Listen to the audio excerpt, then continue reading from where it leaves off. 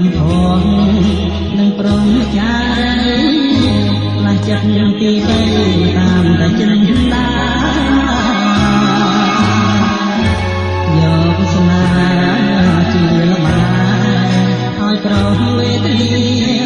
ថ្ងៃក្រោយគង់ងារទទួលវិញថាធ្វើបុណ្យនឹងទុកព្រោះអស់និស័យមានបាបជូនស្រីអប្រេរិស្ញា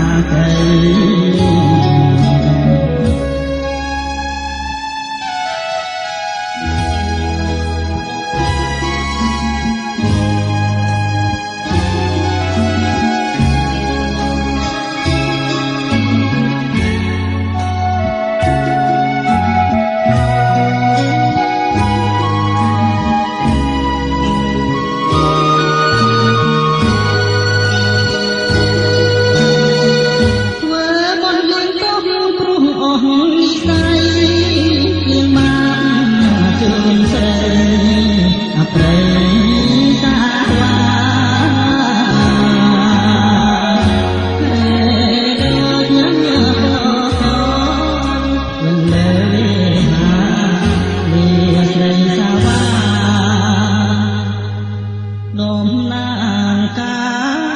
ស្រី